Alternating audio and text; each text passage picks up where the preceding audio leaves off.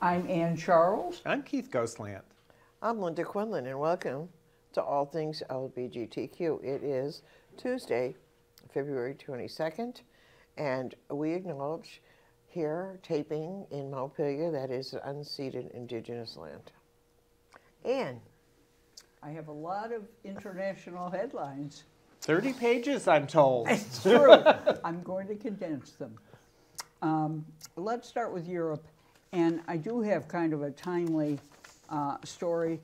A leading Ukrainian LGBTQ activist has talked about the possible Russian invasion. And you may recall that the Biden administration suggested there might be a kill list and that LGBT people would be on it.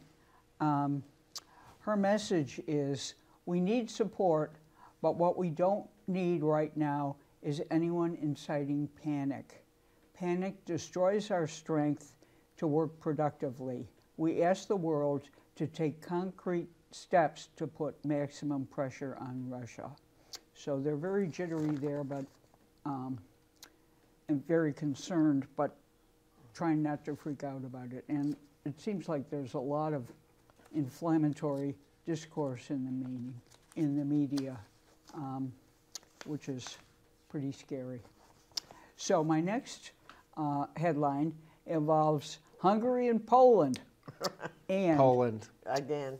well, it's good news, though, because they may lose billions right after the European Court of Justice said that it can withhold funding because of their human rights violations.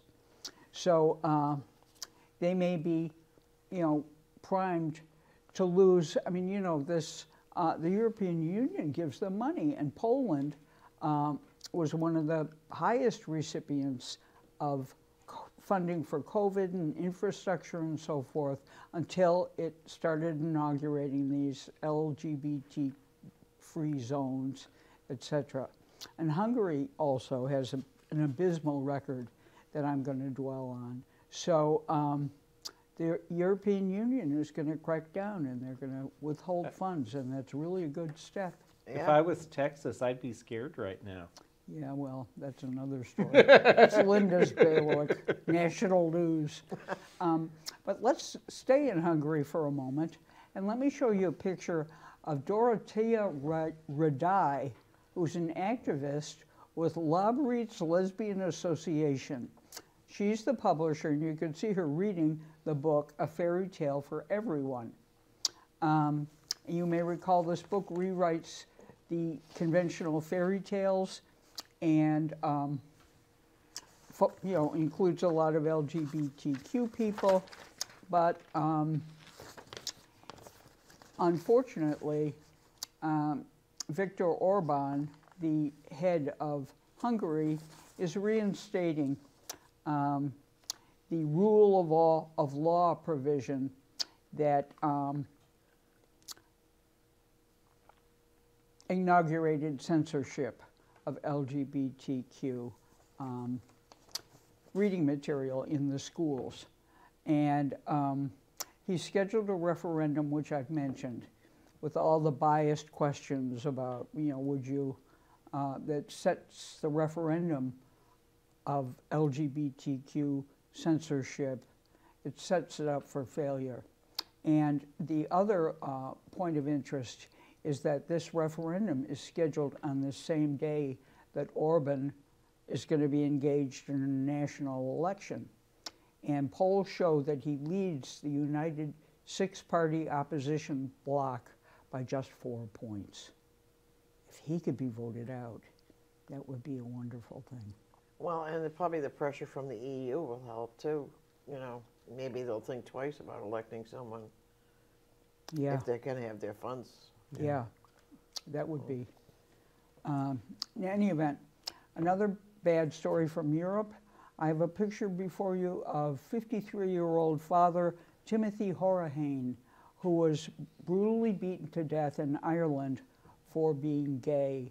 He was in a homeless encampment in a tent, and these two guys, were just screaming at him homophobic stuff and feeding off each other, and then just beat him up. And one of the women who also lives in the encampment said she tried to intervene, but he was murdered, and 2 men have been charged.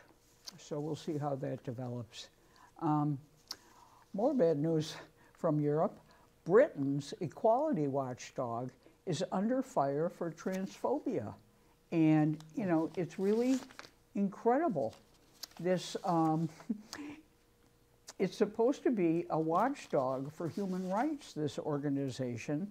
It's called the Equality and Human Rights Commission, and it's headed by this woman who is a transphobe. She takes her ideas right out of J.K. Rowling's playbook. And so now Vice News has leaked a memo of guidance to people, businesses and so forth, about how to treat transgender people. And the memo advises that trans people in Britain be excluded from single-sex spaces unless they possess a gender recognition certificate. And fewer than 1% of Britons have a gender recognition certificate. In order to get one, you have to have medical assessments and psychiatric interviews with 2 practitioners to prove your gender and receive this card. Non-binary identities aren't recognized by the UK law. And the thing is, this is a taxpayer-funded organization. I mean, she got into there are calls for this organization to be defunded. It was fine. It was doing its job before this woman was appointed. Well, can't they just get rid of her? Well, her name is Baroness Faulkner, and a Tory MP said, it does not now appear that the rights of trans people, it does appear that now the rights of transgender people are under direct assault in the UK. From a public body, they would until now have expected to be most steadfast in their defense. Baroness Faulkner should reflect seriously on the effect of her decisions to date on this most vulnerable group. Appointed by the Prime Minister? By the government, it said. So that would be like the Prime Minister, the same as appointing the cabinet. What's his name? It's not a cabinet, it's a department. Well, no, but Yeah. it's that same process. Yeah. So now let's go on to a linguistic foray into Norway. And I had a conversation with my co-host Keith, who's very schooled in these matters. Norway is adding a gender-neutral pronoun to the dictionary. It's a step towards inclusive language that works for everyone, dictionary makers say.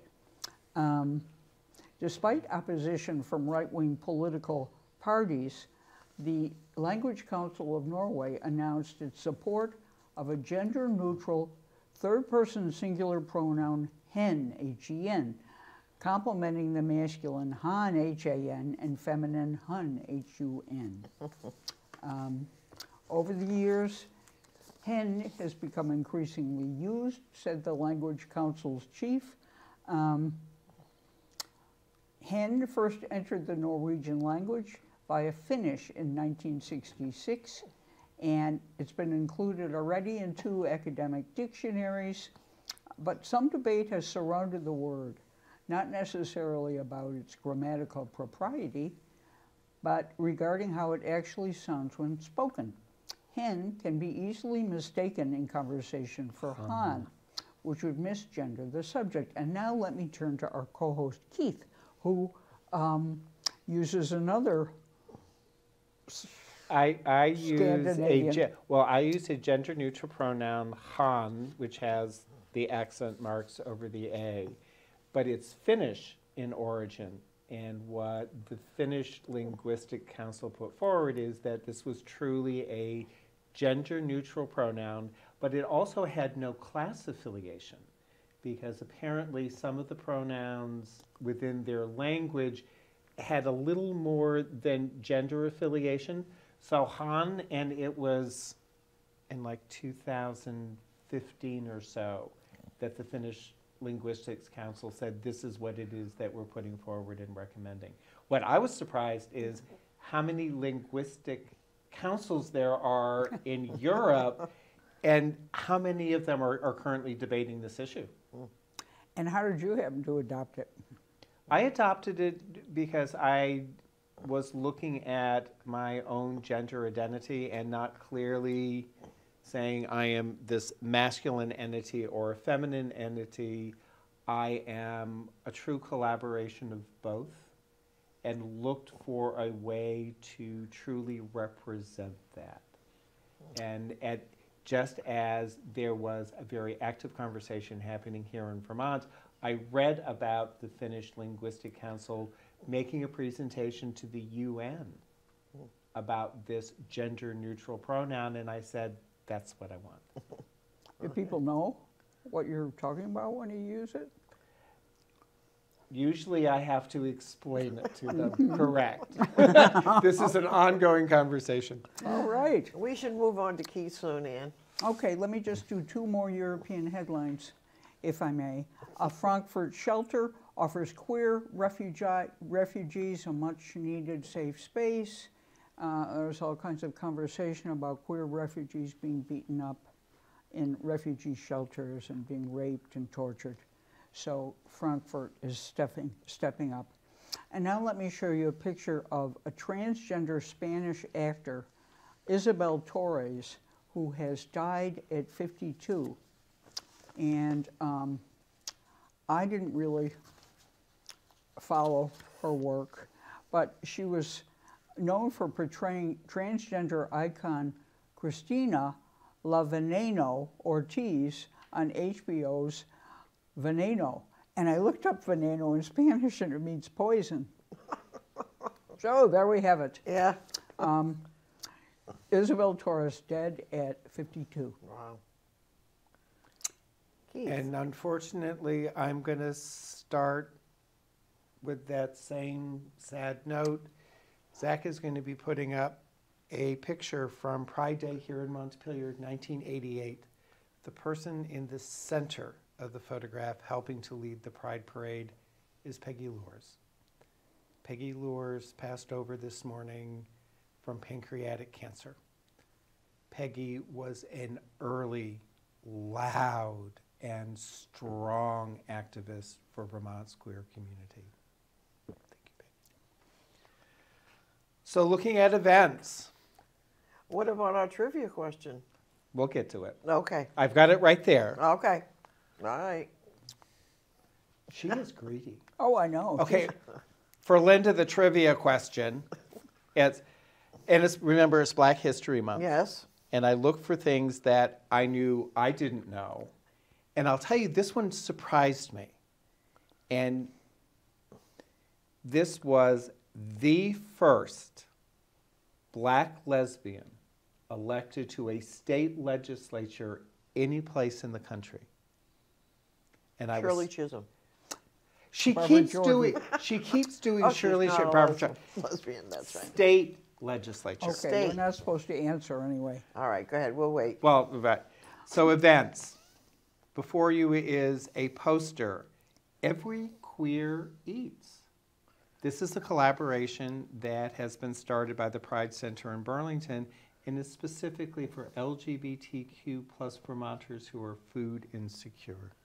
And it's deliberately looking at our community and our needs, and you can access this program via their Facebook or website. Rainbow Umbrella. Yes. I understand that you're hot on discussions. A women's Yes. discussion group, a book discussion group, and Linda will try and keep the Facebook pages updated. It is up. Sometimes Ann has to keep track of her. March 6th, 11 a.m., virtual event. This is Momentum and with Rainbow Umbrella, Coffee and Conversation. It's virtual event, as I had said. The face before you now is our friend John Kalaki, who on March 2nd will be presenting on the Vermont Humanities Council First Wednesday presentation. And his discussion is leaving the world of the temporarily abled. And it's about his journey as a gay man who encounters a disability. Is it going to be streamed? Can you see it on? It's a virtual event. Oh, that's what you said, sorry. It's for free, but they do want you to register. Okay. That's good. It looks great. All right, I know.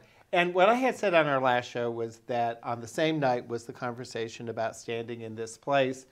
Oops, I should get my glasses checked. It's not until May. So it's that M thing. So we did an interview a while ago with some of the drag queens from Merchants Hall in Rutland. The poster that Zach is going to be putting up is for a drag brunch that will be at Strangefellows Pub, which is in Rutland, on March 6th. I want to go to that. You can get tickets in advance. Yeah. I think they're $20 a piece, but But brunch is included, right? Well, and you get to spend time with Bethadone Clinique, Carmen Get It. I know. How could you say no? But not to be undone by, the drag brunch. Hopefully you're looking at Emoji Nightmare and Nikki Champagne, who on Friday, March 4th at Higher Ground, starting at 9 p.m., New Queer's Eve. Oh. It got postponed from New Year's Eve because of the concern relative to COVID, so here's your chance. Acknowledgement Outright Vermont this summer is doing 2 camp sessions in July. Registration is opening in March. And on March 31st, this is an in-person event. They're doing their Leadership Day at the State House. Huh. And in the past, they have had over 150 youth who have shown up for this. Little disturbing story coming out of Milton. 3 candidates running for school board have started sending out notices on their Facebook pages and emails to friends, and they are refusing to talk to the public media because the public media can't be trusted. There are 3 people running, and they're sort of running as a group. It's a 5-person board, so they would hold a majority. And here are their positions. We believe in one nation under God. We believe in the nuclear family. Ooh. We believe that critical race theory has no place in our curriculum and is divisive, not unifying. We believe in providing our children with an exceptional education built on free thinking, not indoctrination. We believe in teaching our children history and learning from our successes and mistakes, not trying to rewrite or erase our history. We believe in Americanism, not Marxism. We believe in capitalism, not socialism. We believe in parental involvement and transparency. Most of these bullet points almost come directly from the national discourse, and what we have discussed before is what the alt-right seems to be doing is focusing on grassroots, getting people onto city councils, school boards, etc. And really quickly, sort of talking about schools, Brewer, Maine, which is a suburb of Bangor. English high school teacher Michelle McDonald, and she's been working there since 2007, has filed suit against her school because of a campaign of harassment over her support of LGBTQ plus students. She is the faculty advisor for the school's Gender and Sexuality Alliance. Maine's Human Rights Commission investigated and substantiated her complaint. However, the school administration is saying it's not their fault, it's McDonald. that's created the hostile environment. That is a horrible segment, Keith. Wow, I'm Yeah. kind of chilled. Let's go to me. And I'm not done.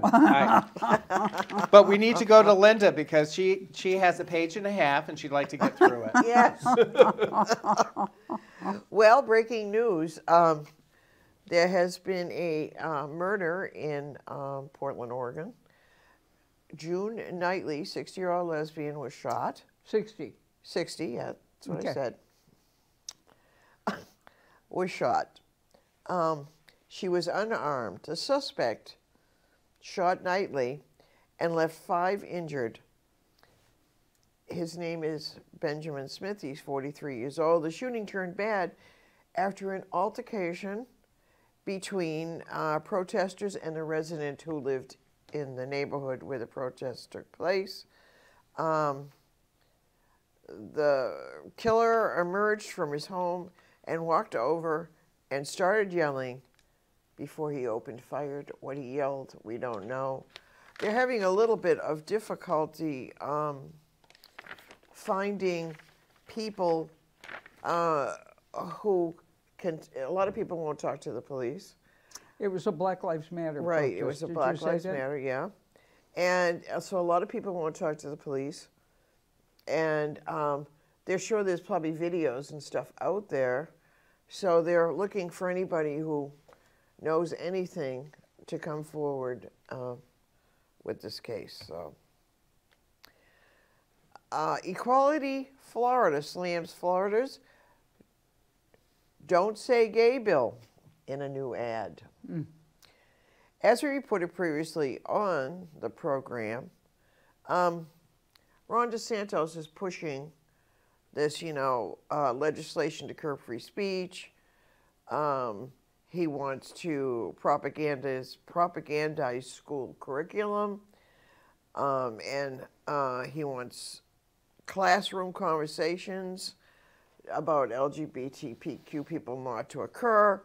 And he also, he doesn't want talking about doctor's offices or private workplaces. So, like if you have one of those programs in which, people go in and say, training on diversity or whatever, none of that.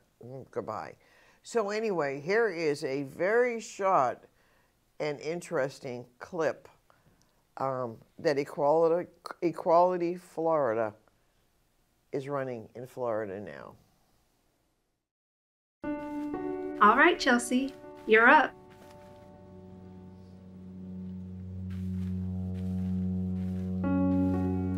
Tell us about your hero. I have 2 heroes. My 2 moms.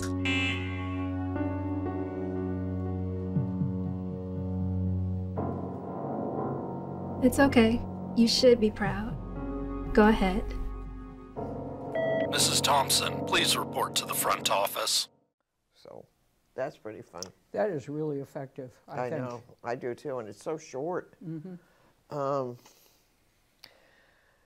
In Huntington, West Virginia, students walked out. Okay, so what happened was students walked out. There was this forced religious rally going on, and even though it wasn't school sanctioned, some teachers told their students they had to go to this rally. This is a public school? This is it's a public school in West Virginia. And the students walked out because they felt their religious freedoms were being violated. Good for them. And the event was organized and led by the Fellowship of Christian Athletes. I know, enough said. So the 2 classrooms had to go, and so lots of people left. And this is another one of those stories where the Athens, Georgia, You don't principal, need to say anymore. I know, is caught popping balloons, Oh, rainbow balloons that were sent to support LGBTQ students. The balloons were sent, and the principal was accused of discriminating against. So there was this student, and people sent her balloons, and then the principal comes with a little pin and starts popping. And it's all recorded. I know. And he compared her artwork to a Nazi flag. So I just want to show you the video of this principal popping balloons. So there you go. Unbelievable. Right before our eyes. I know. Homophobia at work. And 2 students sue their school for banning books about LGBTQ people and more. A class action against the Westville School in Missouri has been filed on behalf of the students. MAGA candidate, now this is good news too, right? Calls reporters investigating domestic violence allegations purple-haired pussies. Oh.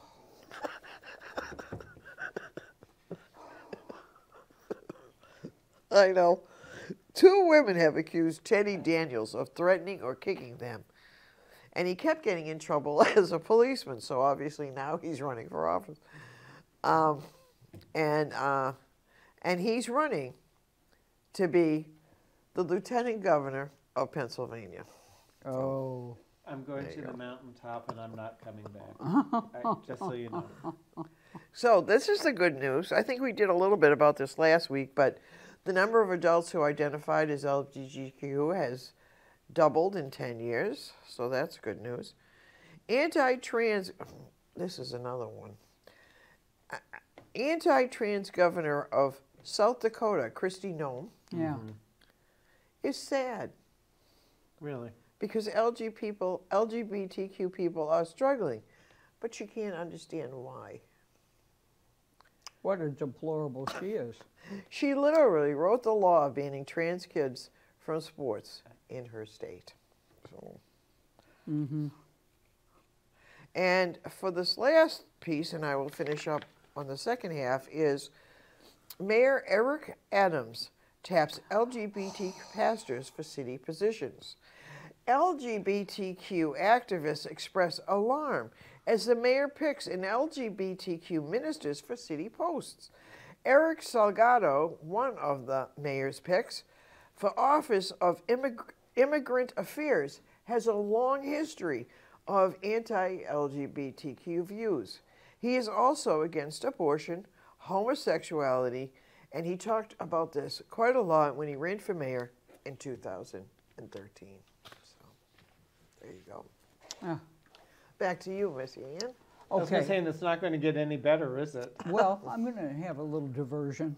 Is this my last segment? Yes. All right. Let me make sure I get to this clip. This is the end of my Europe coverage, and I decided to look back at Celine Sciamma's career. You know, remember her from Portrait of a Lady on Fire. This is her first film that she made. She made it while she was in college, and it's her debut film. It's called Water Lilies.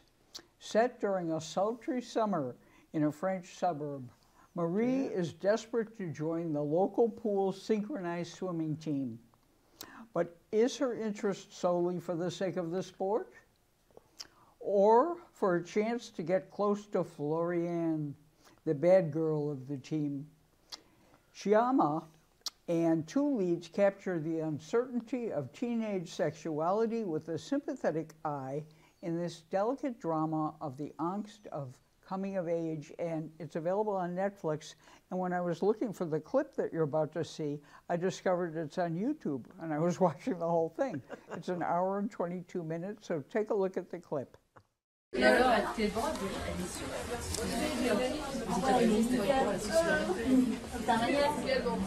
sais pas comment tu fais. Moi, je les écrase jusqu'à que ce soit une bouillie dégueu. N'importe quoi. Ah non, non. Tous les mecs regardent quand une fille mange une banane à la cantine. Je t'assure, c'est connu. Enfin, Marc, toi, tu t'en fous. T'es passé de l'autre côté. Tu veux dire du côté des filles qui mangent des bananes? C'est ce qu'on raconte, c'est tout. que tu l'as déjà fait. Et avec plein de mecs. Ouais, c'est vrai. J'adore ça.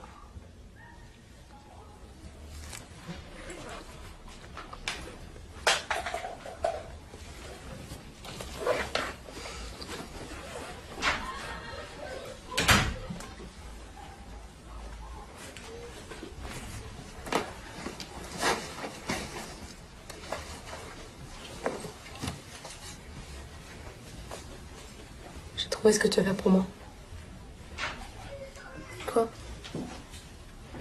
Tu vas venir me chercher chez moi ce soir.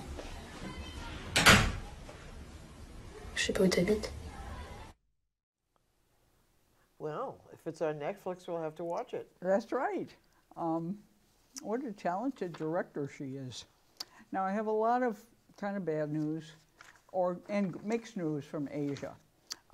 Kuwait court overturns law criminalizing the imitation of the opposite sex. So that has been overturned. That's a good sign. Oman still has it. You know, it's anti-transgender. But Kuwait court has overturned it. The Israeli Health Ministry announces a conversion therapy ban. More good news. Now, China's up to its old tricks. Fans of Friends, you know, that 90s sitcom, are angry because the show re-released with censorship. So they took out all the gay scenes. They took out all the gay stuff. Yeah. Well, I don't know. I never watched it. One of the former wives is a lesbian and has a lesbian marriage in one of the episodes. And leaves her husband, and of course that was deleted, leaves her husband for a woman. And, you know, one of the characters speaks of going to a strip club, and that was substituted with go play. So it exploded on Chinese Twitter, but then the Chinese government caught wind of this conversation and canceled all protest and discussion about it. So there's China for you. Let me continue with a picture. Taiwan LGBTQ activists hold Valentine's Day marriage law protest. And Valentine's Day is a huge day worldwide. It's the birthday of one of our co-hosts, but also Our Valentine. it's our Valentine. Well, as you know, under the law, Taiwanese people may legally wed only foreigners from countries who also recognize same-sex equality, and it's decided on a case-by-case basis. And 3 couples have been granted marriage, so they have to go through everything all the time. But what you see before you are these dozens of LGBTQ activists who tying yellow ribbons around the compound's metal gates. This is the executive office building, which is a reference to the 1973 hit song, Tie a Yellow Ribbon Around the Old Orlando Tree. and Dawn. Yeah. So there are 7,000 same-sex marriages that have been performed in Taiwan since the law was passed in 2019, but they need to get better and be more liberal about marriages with same-sex people. I wonder what their rationalization is for that. They don't want to rile up other countries, or? Well, it's really hard because they're very strict. To appeal, you need 2 people from the country to be there, and their immigration since COVID has been very strict. They're only letting diplomats in. So that's the first thing, and they're making people do it on a case. It's really a problem. And also on Valentine's Day, there was a rally in Thailand. There's a picture of those protesters. They're demanding same-sex marriage rights. It's been, a law has been passed, but it's been held up for at least 60 days. Thailand's been dragging its feet, and these protesters are furious about it. More good news from Asia. And in India, there is an Indian center has rolled out a transgender roadmap. It's opened and it's going to include paths to education and health care for the transgender population. Similarly, a Rotary Club of Madras elite has been created. 27 transgender persons will be running the Rotary Club with the aim to help transgender people with education and other opportunities. Russia makes a failed attempt to shut down an LGBTQ rights group. You know, they're doing that systematically one by one in Russia. So they tried it again, and I reported that they targeted Sphere, which is a network, a Russian a legal group that operates an LGBTQ organization. A St. Petersburg court sidelined the lawsuit. So that's good, but you know, the predictions are Russia will appeal, they're not going to give up. Terrible story from... Well, they might poison you in London, you know. A terrible story from Iraq. I have a picture before you of Dozki Adad, 23, transgender woman, murdered by her brother in a so-called honor killing. The brother is at large. He traveled back to Iraq. He lived in Western Europe. He traveled with the goal of killing his sibling, and he succeeded in what, you know, honor killings are rampant. Now let's move, if we could, to another continent, North America, with terrible news. 3 LGBT, oh, did I show you a picture? Take a, you know, I didn't show you a picture of Ms. Abad, so take a look at that. And 3 LGBTQ plus Hondurans were murdered on the same day. Advocates want justice. I've been talking about all these transgender murders in Honduras. It is 2 people were killed in a liquor store that was owned by one of them. The 2 reportedly were shot to death in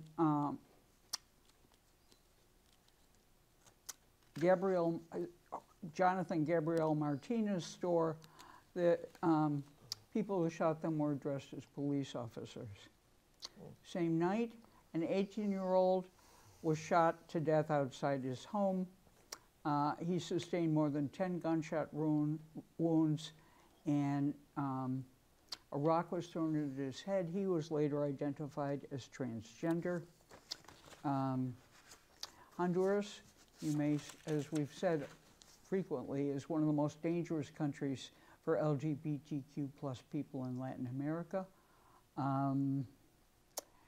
5 queer Hondurans have been murdered in February alone.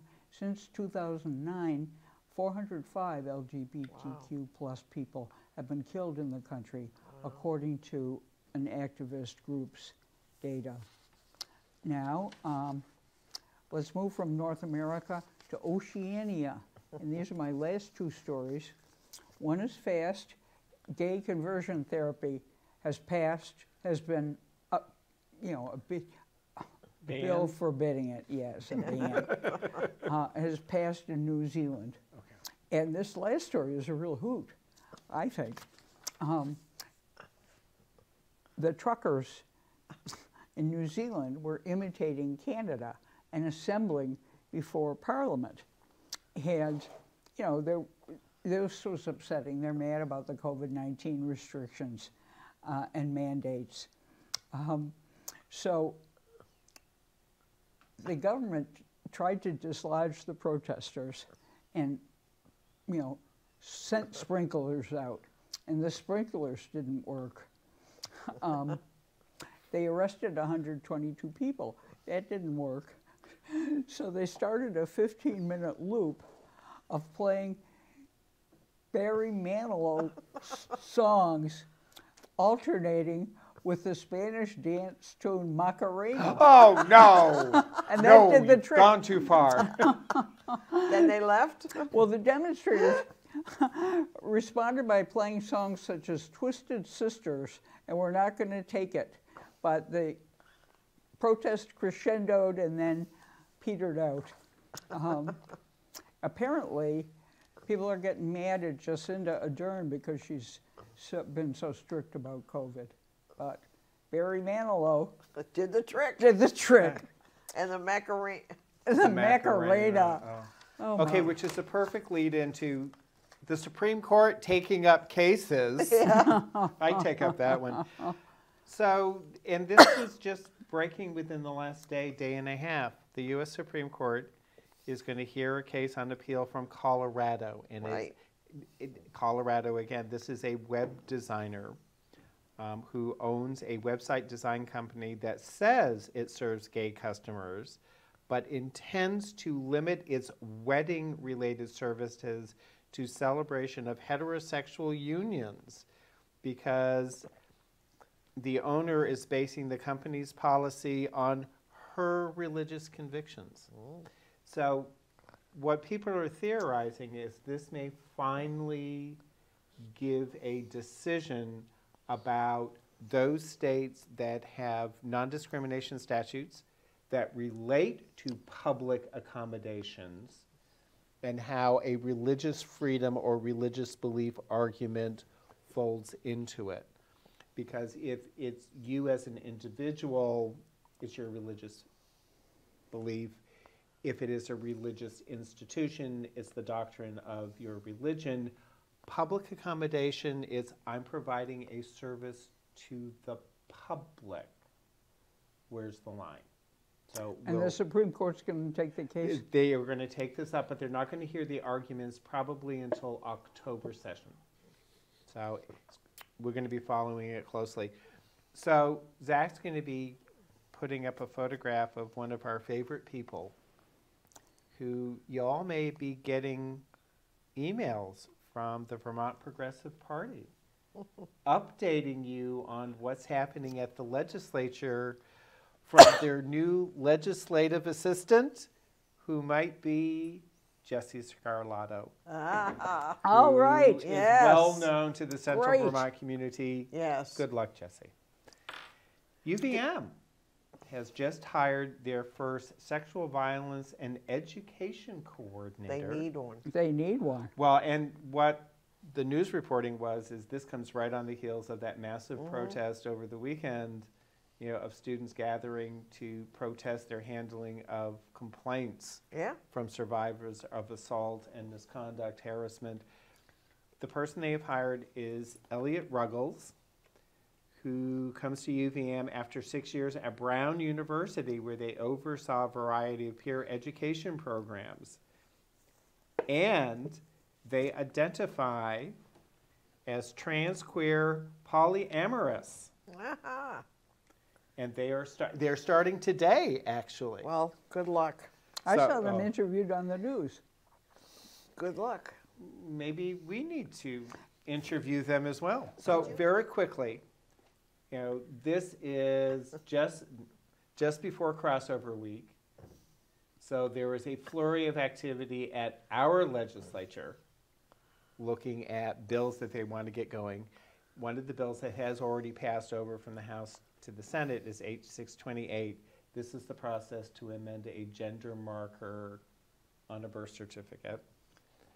There is also a bill, H629, that's going to reform the adoption records process so that rather than adoption records being held confidential unless the birth parent says they want otherwise, the presumption is you can disclose once the adoptee reaches the age of majority. Good. It doesn't need to be, so it's flipping it in the other direction.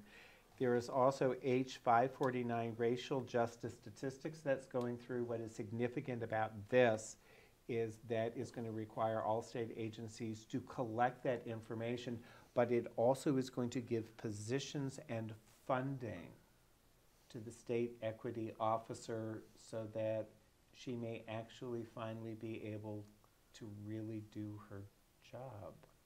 Uh-huh. We hired an equity officer, but then we gave her no staff and no funding to run her office. Okay. There's also H96, which is a Truth and Reconciliation Commission bill. And this is not going to set up a reparation process. This is going to put a commission in place to look at, if we were going to do something, what should we do and how should we do it? Okay.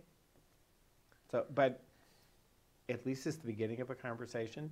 H329, Prohibition against Discrimination in Employee Arbitration.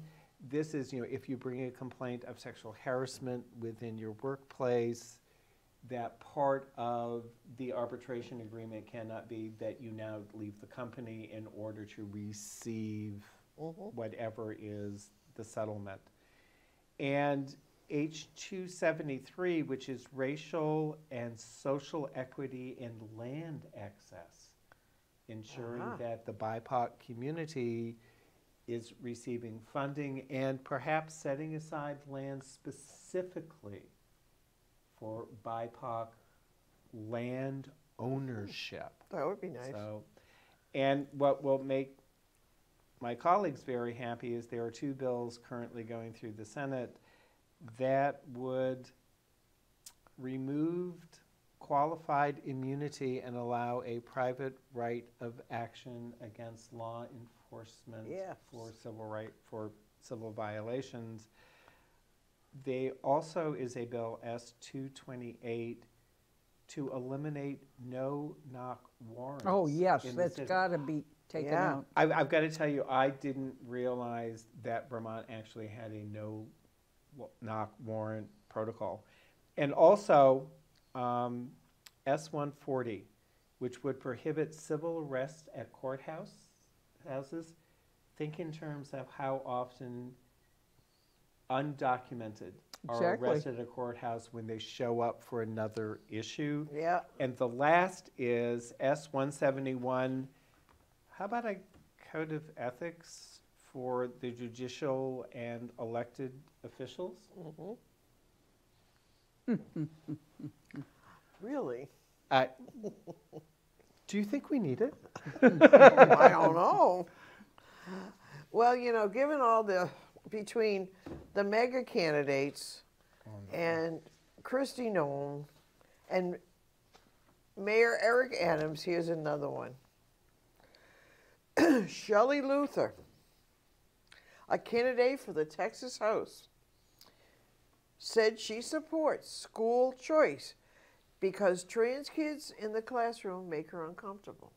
But now, she said, this was why she's running, well, partly because why she's running, is she was a teacher. And she wasn't allowed to let other students bully and laugh at trans students. So that's why she's running now. I don't get it. Oh, she was a teacher. Okay. She wanted to let her students laugh at transgender students, and she wasn't allowed to because it was against school policy. So she quit teaching because she wasn't allowed to make fun of or let her students make fun of transgender students. And you said she supports school closing? No, she supports school choice. School choice? Yeah. Meaning choice to discriminate? Yeah. Oh. So that's her. I hope she doesn't prevail. And here's another one. 5 Christian staffers are charged over alleged sex abuse. Cover up 2 coaches and 3 administrators at Midland Christian School in Midland, Texas. And they were charged with failure to report with intent to conceal the neglect and abuse of a student who alleged he was sexually assaulted during baseball practice. The family of Irene Chavez is looking for answers about why She died while in police custody. She wasn't there very long. She informed the police that she was a veteran and had PTSD. And they found her hanging in her cell. Where? I don't know. I didn't get that. Sorry. Don Lemon. Has anybody heard about him? Yes. Yes. His case is moving forward. He's an anchor at MSNBC, as most people know. No, CNN. Oh, yeah, that's right. He's on CNN. And what's Right. the name of that person who hanged herself? Irene Chavez, Chavez. Okay. Don Lemon. So anyway, he's been accused of having sexual assault and battery against this dude, Dustin Heiss, who filed suit in 2019. And he said that Lemon approached him and was rubbing his fingers in Heiss's face after fondling himself at a bar in the Hamptons. It sounds a little fishy to me. Lemon denies all charges. Chicago. This guy is This guy is also a mega guy. I mean, I don't know if that matters, but I don't know. I'm suspicious. I love Don Lemon. me too. He's an openly gay black man on a I major know. network with a. He seems sweet, but Yeah. what do Yeah. I know? Transgender swimmer Leah Thomas wins a 100-yard freestyle swim for the third title at Ivy League Championships. A 19-year-old is held on a $1 million bond after he allegedly sent his victim to the hospital. He threatened to kill the victim in a homophobic rant in Dakota, Georgia. And is anybody, do you remember when you used to be able to call in, like call your psychic? Oh, yes. Yeah. Well, you don't see much of that anymore. Anyway, someone is doing a documentary about the life of the psychic lesbian Miss Cleois. Miss Cleo, yes. Yes. And she said she was a shaman from Jamaica. And she was very charming and had a lot of charisma. And she enabled the psychic network to thrive. Yes. Yes. So, and you know, so people would call in, they'd have to pay and say, you know, will John marry me or will, you know, whatever. And anyway, they're doing a documentary about her, and she died of cancer at 53. Oh. So If- that if- should be an interesting documentary. If you're someone who ever suffered from insomnia in the 90s, you'd know Miss Cleo. Yeah, yeah. I remember that, and they Yeah. were flourishing for a Oh, long gosh, time. yeah. Gay dads adopt 6 siblings that have been in foster care. Stephen and Rob Anderson, a couple from PA, didn't want to see the siblings separated. And here is a picture of all of them together. So, there you go. Keith, do we have?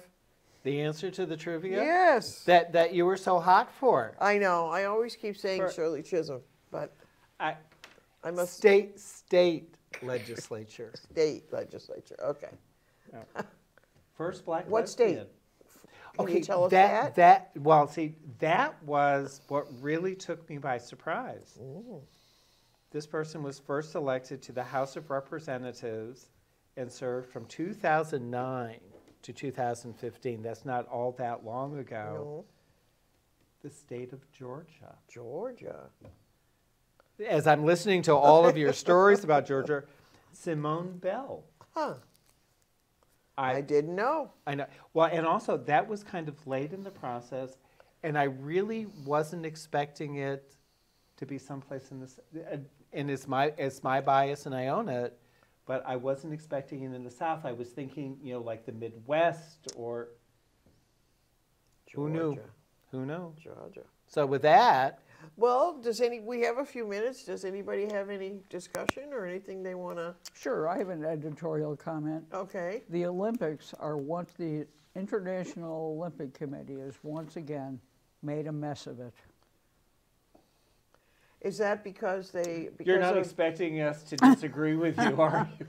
Is that because of the drugging or because of the The whole business. The whole business, their decision about letting that young woman skate, Yeah. even though she failed the drug tests, and the pressure on her, and the whole thing was just awful and really poorly managed. And saying no medal ceremony if the competitor was one of the medal holders, And then I understand they still won't do a medal ceremony, even though the poor thing stumbling. I mean, it was just awful. well, and heart-wrenching. allowing it to continue in Beijing in the face of all their all civil of those rights? human rights. I know it. I know it. It's really a corrupt And with that, institution. And with that, we should all Resist.